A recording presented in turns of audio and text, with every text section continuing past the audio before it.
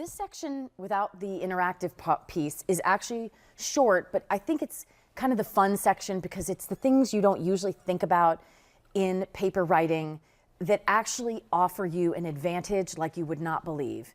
And I use the example of the Harvard professor that's so good at telling a story and writing a paper.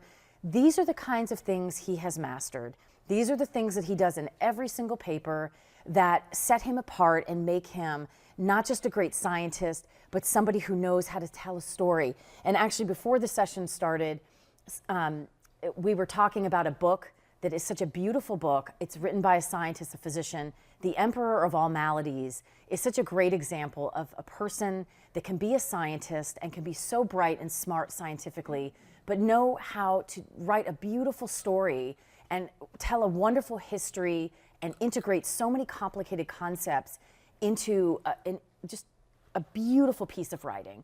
And I think that if we're all striving for that, these are the kinds of little tactics and tips that can be very helpful in separating you from the average scientist who tries to be a writer. And just to back up one very small step, we want to ask ourselves, why do we care? Why is manuscript writing and paper writing so important to the field of science? Is it just about the dissemination of ideas? Is it just about building your CV? It really is something so much more special to me than just that. As somebody who grew up with a father that was in the cancer research field, who inspired me to follow that path and be in cancer research, I feel like there's a really beautiful responsibility in our field to make science better, to make people's lives better, and also to reflect that back on those around us in our private lives, to remind ourselves we have a special gift, that we love science, that we've followed this career path, and it has a meaning. And so papers are the way we share that with the world. And if you look at it that way, it's kind of the most important product you'll produce in your lifetime as a career professional. I don't mean your private life, just your career life. It will be the thing, the living legacy beyond you that you contribute to the field. And so that's very special, and I think it's to be taken very seriously. And not everybody will stay in the sciences that starts in the scientist. I think if you're in this room, you're staying a scientist or a physician or a combination thereof. So I just want to put that perspective into this, because this isn't just about selling papers and being clever and getting published and being important. This is much bigger than that to me personally. And I have family members that have been touched by cancer from young to old. And so for me, my work has gained a different meaning in the last 5 or 10 years than it ever had before, because I feel what an honor if I could even make the teeniest little twist of change in this field. How special would that be? So I'm going to get off my high horse now and go back to the points. So one of the funnest ways, I think, to sell your paper is titles. And I do see people probably go a little crazy with trying to be clever, where it ends up not being clever or funny. But I'm going to share a couple of titles that I thought were kind of cute on the next slide.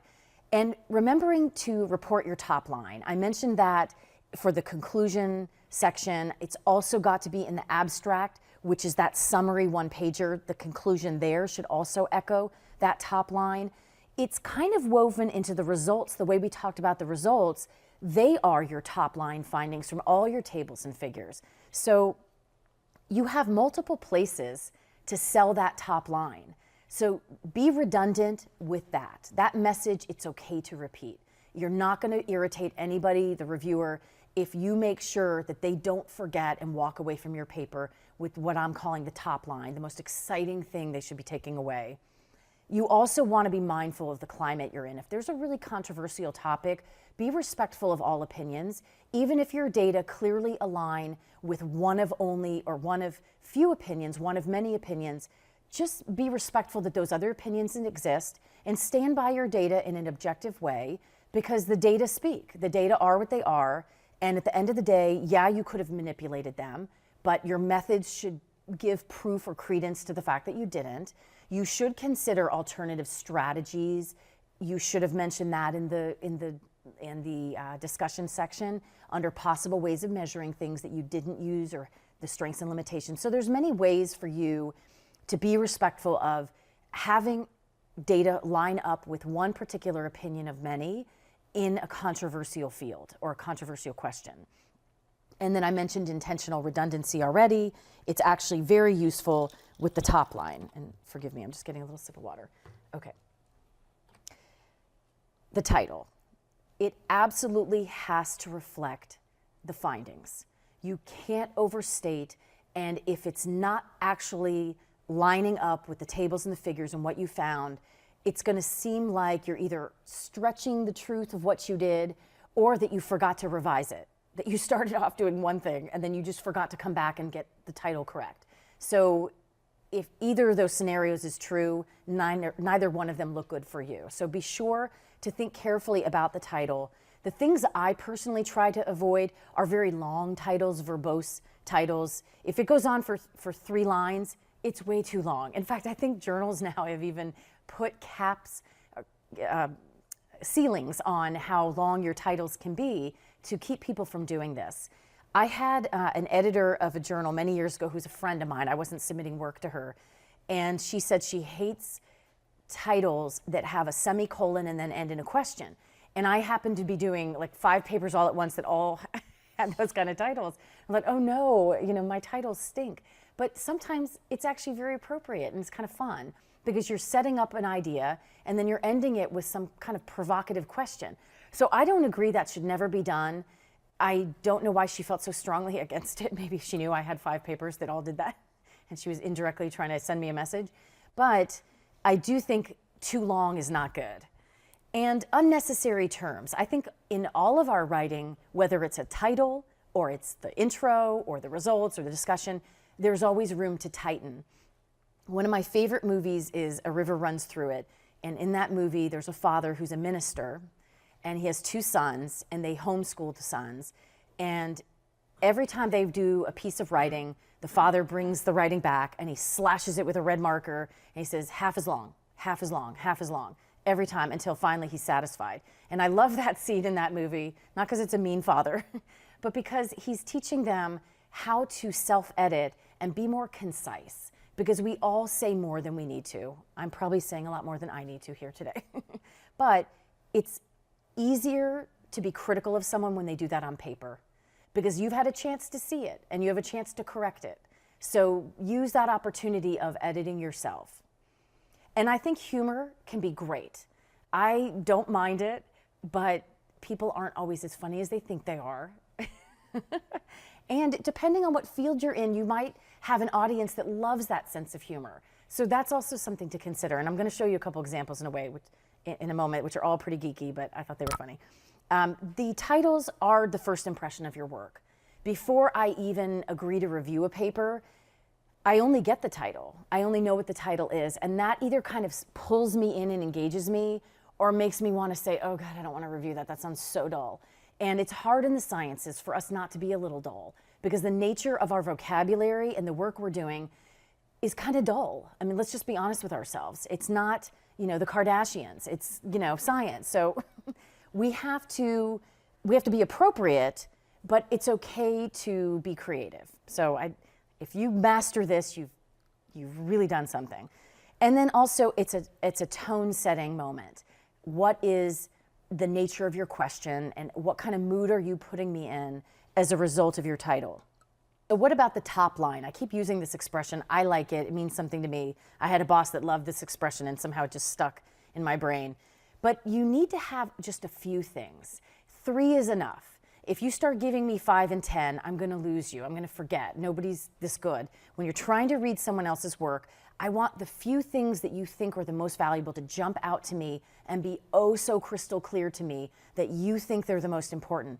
As I read, I might find other things that I think you underemphasized. And as a reviewer, I can say that, and that would probably be flattering. Because then I'm saying to you, wow, not only do you have those 3 things, but you actually have 5 more that I thought were just wonderful.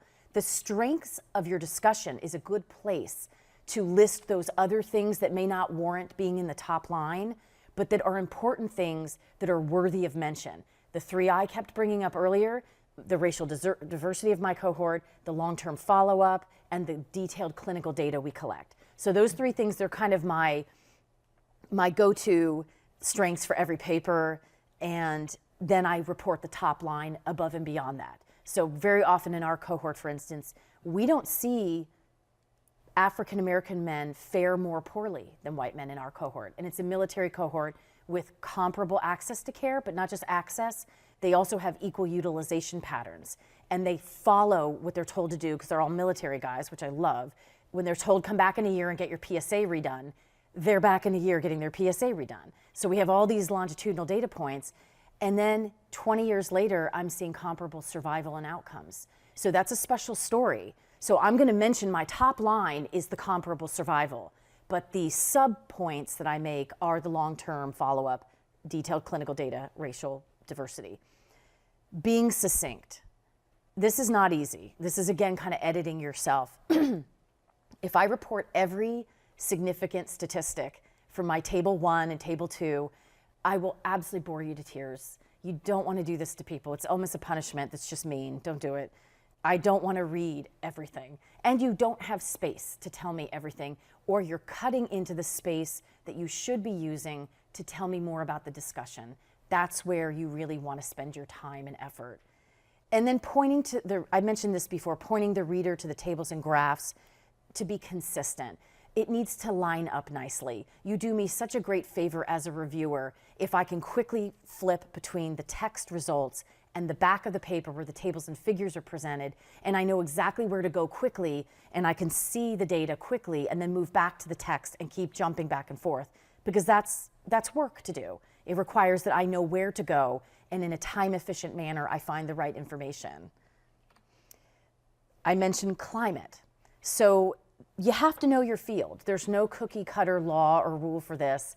I brought an example to the table that affects my field greatly. In 2008, PSA screening was given a grade D recommendation for men 75 and older. The U.S. Preventative Services Task Force said stop doing it for men at that age. They got a lot of criticism from urologists, tons, because they're thinking, are you undervaluing an old man? Are you saying that the life of a man in his 70s is not valuable enough for him to find a cancer? So there was a lot of debate, and it was very heated and ugly at the meetings, although it was kind of entertaining, I have to admit, because science meetings usually aren't, let's face it. And then in 2012, they did something even worse. They expanded that grade D to all men, irrespective of age, and just said, we don't think it has value. And this poor committee, though, I have to say, I felt sorry for them on stage. The head of the paper, the lead author, was on stage with Gabby Gifford's husband, who's the astronaut. She's the congresswoman that got shot in Arizona. He was the patient perspective on stage because he had prostate cancer. And he told this very compelling story about how he's a twin. And his brother had prostate cancer, but because he's an astronaut, he was told, you have to get screened. We can't send you into space again unless you know for sure your PSA is low. He only had a PSA of 2.5. And for those of you not in the field, we don't even get worried until it becomes 4. We're not even thinking about you or worrying about you until that PSA achieves a 4 or greater. So they thought, well, probably this is nothing. But because you're about to be in space, we're going to take it seriously. We're going to biopsy you. And sure enough, he had an aggressive prostate cancer. 2.5 aggressive prostate cancer, almost unheard of, almost unthinkable. So he's giving the perspective on stage, please stop telling men to stop getting their PSAs, because even if a single PSA doesn't trigger me to worry about you, what PSA is known for, one of the values of it, it can be measured over and over again. Right, so if we don't have a baseline value on you, if you come in a year from now and I don't know what it was last year, I don't know change. I only know a static moment in time. But if you've come annually or every other year, I now can kind of look at a pattern on you and say, okay, well for you, 2.5 is fine. But if you went from 0.5 to 2.5, now I'm really worried, because that's a big change in 1 year. So should we be telling these men? So anyway, in my field, if I publish a paper like the one I'm writing right now, which has everything to do about PSA screening, and it's a great finding, showing its value, if I'm entering a paper into the peer review process on this topic, I need to be very careful.